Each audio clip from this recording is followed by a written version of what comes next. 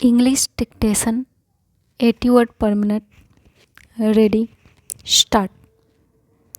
Mr. Vice Chairman, Sir, I am happy that this discussion is taking place on the question of the problem of arrears because there is no doubt that if this is the most serious problem that the entire system of administration of justice facing today, then it is the problem of arrears. Evidently, it is on account of these arrears that delays take place in settling the disputes, and if delays take place in settling the disputes, the very purpose of settling them really becomes difficult.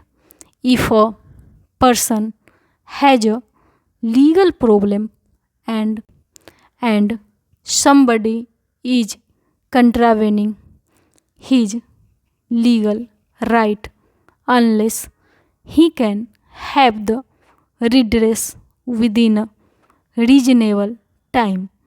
Hardly any purpose would be served by providing a procedure for redressal of grievances. I am entirely in agreement with the honorable member who has spoken on this half an hour discussion, highlighting the problem of arrears pending in various courts.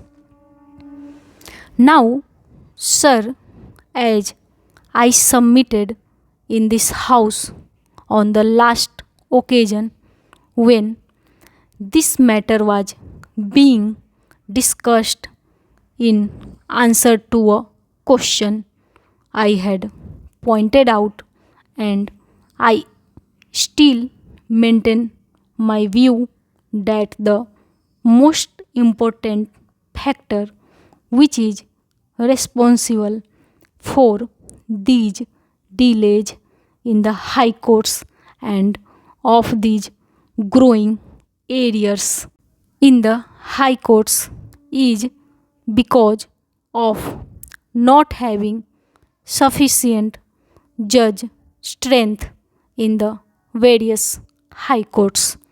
Now, sir, I would choose the conference of the chief justices, the yardstick which has been uniformly accepted by every authority who has the experience of working in the high courts is that 650 cases per judge is a proper yardstick to be applied in determining the average. There are some big cases, there are some short cases, and so on. The judges may also sit on benches.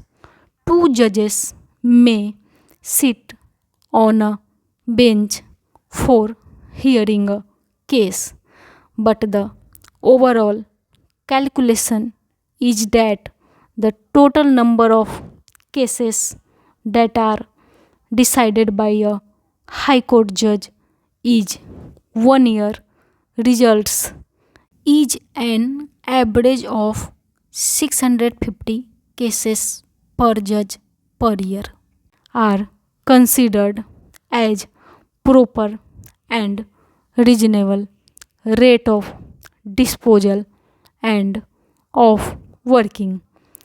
Every year we know how many cases are being instituted. Of course, there are various factors responsible for the increase in the number of cases I had listed on the last occasion, by which the existing rights and liabilities of the people are being altered, and so on.